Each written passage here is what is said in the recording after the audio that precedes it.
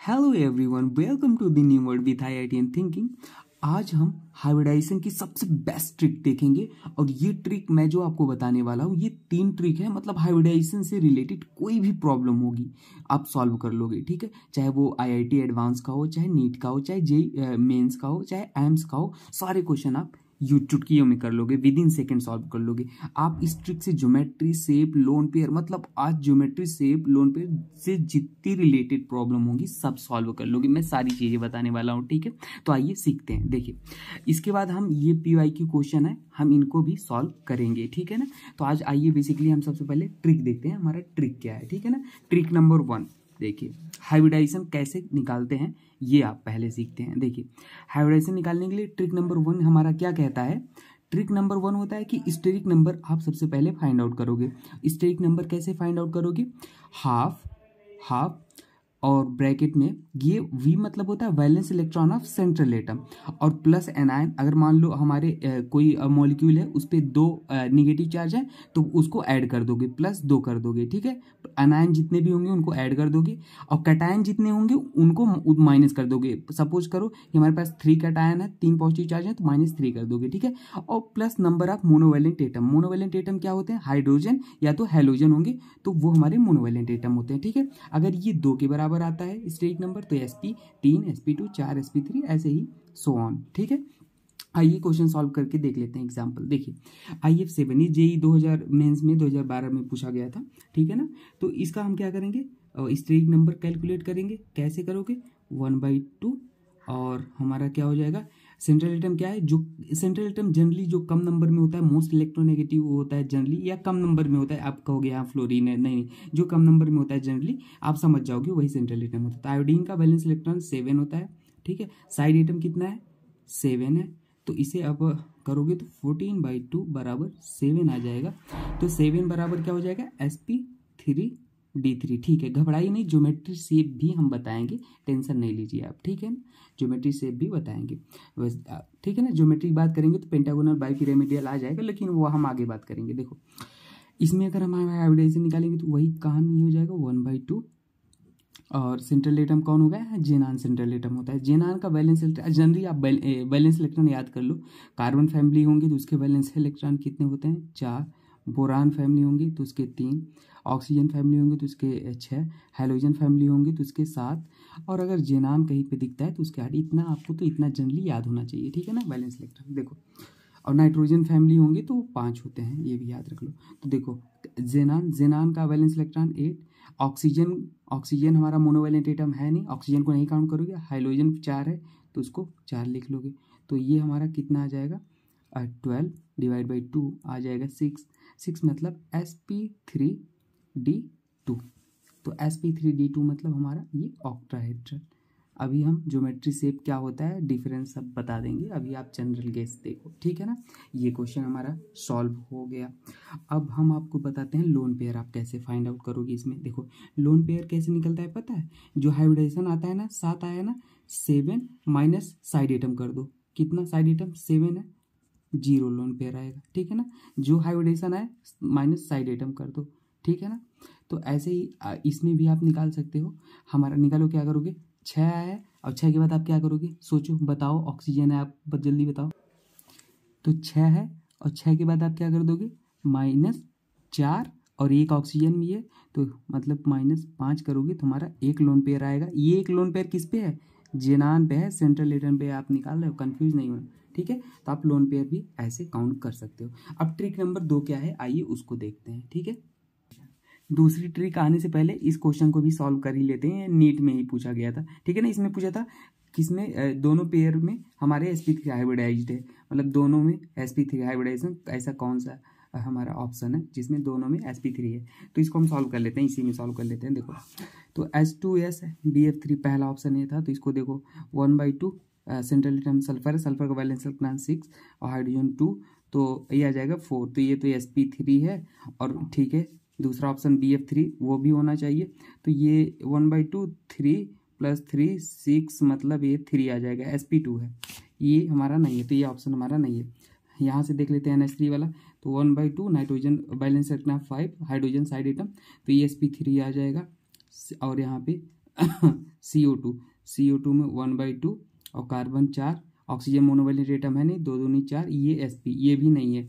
Third वाला ये वाला देख लेते हैं, 1/2 5 और ये हमारा हो जाएगा साइड मोनोवैलेंट एटम, तो ये sp3 आ जाएगा, 4 आ जाएगा sp3, और H2O में 1/2 ऑक्सीजन का 6 2, ये भी sp3, तो हमारा ऑप्शन नंबर 4 सही हो जाता है। ठीक है ना, ये आप तुरंत सॉल्व कर लोगे। ठीक है, अब आइए इन क्वेश्चन को भी सॉल्व कर ही लेते हैं। अभी स्टार्ट किए हैं तो देखो, इनमें जल्दी इसमें पूछा था कौन सा मॉलिक्यूल हमारा लीनियर है, ये नीट का क्वेश्चन है। ठीक है, तो इसमें यहीं शुरू करते हैं। 1/2 बेरिलियम का आप वो क्या करोगे, वैलेंस इलेक्ट्रॉन निकालोगे तो कितना आ जाएगा 2, और साइड एटम मतलब मोनोवैलेंट एटम 2, तो ये 4, 2 दूनी 4 हो जाएगा, तो ये sp पहला वाला ऑप्शन आ गया, आगे बढ़ने की जरूरत नहीं है, sp पूछा था तो यही होगा 2। ठीक है ना, ये वाला देखो XeF2 इज आइसो स्ट्रक्चरल, मतलब किसके साथ इसका आइसो स्ट्रक्चरल है, स्ट्रक्चर सेम है। तो सबसे पहले आप XeF2 का हाइब्रिडाइजेशन तो निकालो, फिर तो पता चलेगा। XeF2 तो 1/2, जेनान का वैलेंस इलेक्ट्रॉन 8 और मोनोवैलेंट एटम 2, तो 10 5 आ जाएगा, मतलब 5 मतलब क्या sp3d, मतलब TBP ट्राइगोनल बाइपिरामिडल होगा।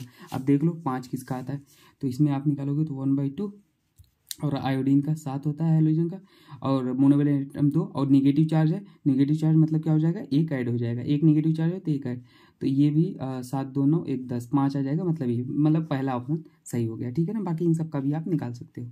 ठीक है, वैसे अब देखो ये तो हमने XeOF4 ये तो हमने सॉल्व कर ही लिया, IF7 ये भी हमने सॉल्व कर ही लिया स्टार्टिंग में, IF7 का J का 1/2 7 + 7 मतलब 14 से sp3d3 आएगा। ठीक है ना, अब आइए ट्रिक नंबर दूसरा देखते हैं।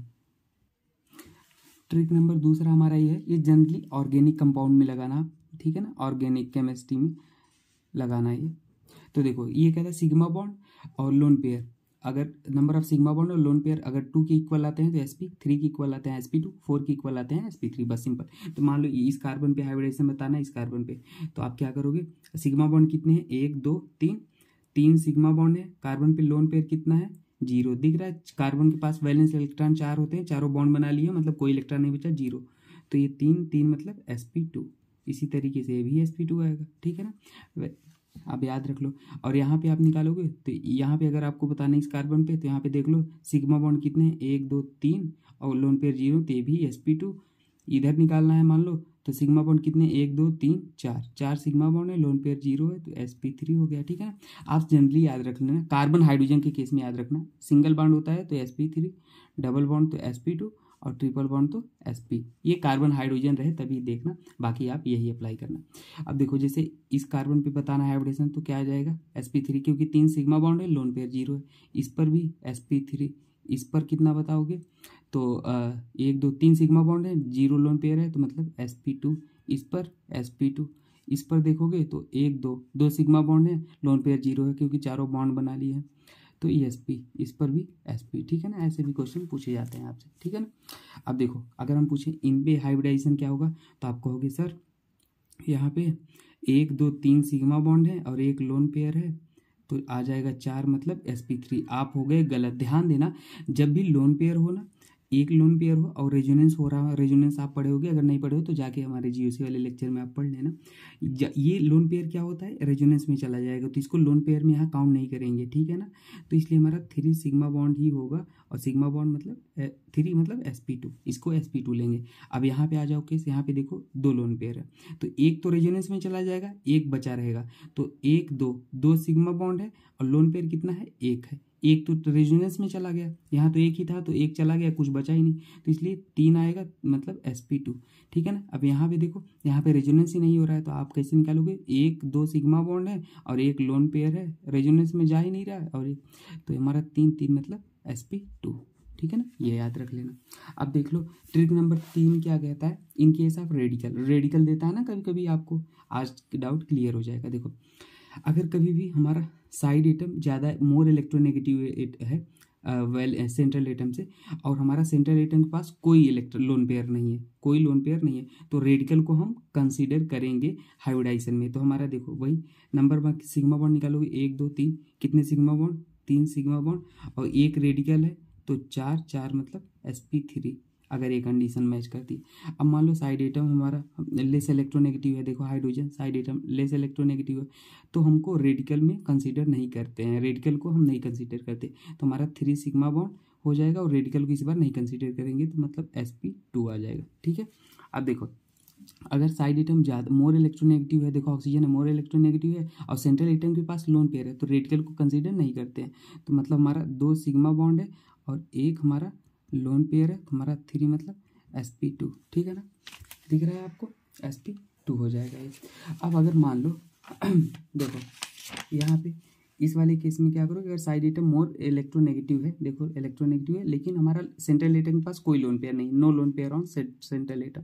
ठीक है ना, तो आप रेडिकल को कंसीडर करोगे, मतलब 3 सिग्मा बॉन्ड हो गया, दिख रहा है आपको, और हमारा एक रेडिकल हो गया, तो हमारा 4 आ जाएगा, 4 मतलब sp3, ये चीज़ याद रखना। ठीक है, अब आइए ज्योमेट्री और शेप आपको बताते हैं कैसे फाइंड आउट करते हैं।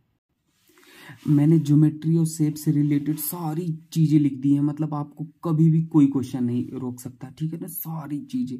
तो देखो अगर दो होता है तो लीनियर आता, ज्योमेट्री लीनियर होता है, शेप भी लीनियर होता है।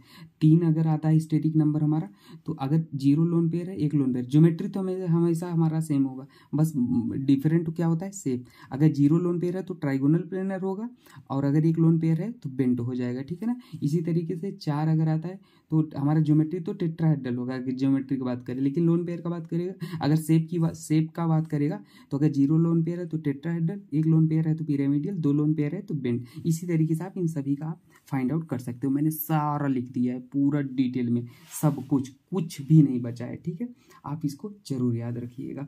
और आगे स्टेजिक नंबर 7 तक लिखा है यहाँ पे।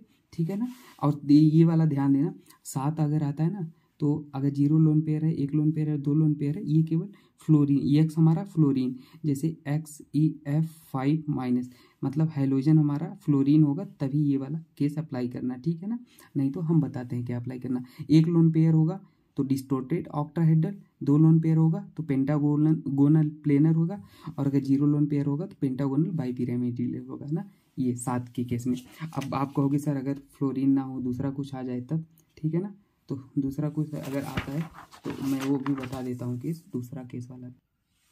देखो जैसे अगर स्टेज नंबर 7 है और हमारा 1 लोन पेयर है, और हमारा जो हाइड्रोजन है वो क्लोरीन और ब्रोमीन है, क्या है, क्लोरीन और ब्रोमीन, तो हमारा जो ज्योमेट्री और शेप होता है ना, दोनों ऑक्टाहेड्रल होता है। क्या होता है, दोनों ऑक्टाहेड्रल होता है इस केस में। ठीक है ना, एग्जाम्पल के तौर पे आप इन सबको ले सकते हो ना। स्टेज नंबर तो निकाल ही लोगे तुरंत, 1/2 ये नाइट्रोजन फैमिली का है तो 5, और मोनोवैलेंट एटम 6, और हमारा क्या आ जाएगा, एनायन है 3 एनायन है तो +3 कर दोगे तो वही आ जाएगा 6 5 11 12 2 14 और C 7 आ जाएगा।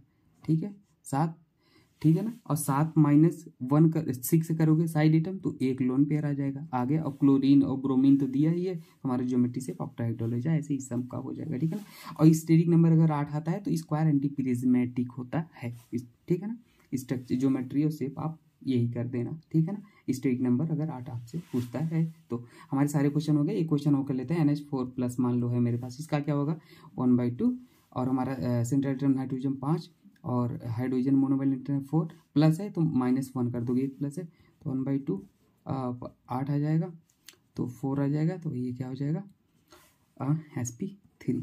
ठीक है ना, बाकी ज्योमेट्री शेप तो मैंने आपको बता ही दिया। लोन पेयर अगर शेप पूछता है तो लोन पेयर देख के आप बता सकते हो। ठीक है ना, कोई भी डाउट हो आप पूछ सकते हो कमेंट सेक्शन में। बाकी हम पार्ट 2 आएगा इसका, उसमें सारे क्वेश्चन करेंगे, सारे क्वेश्चन सारे PY की। ठीक है ना, ओके डियर, थैंक यू।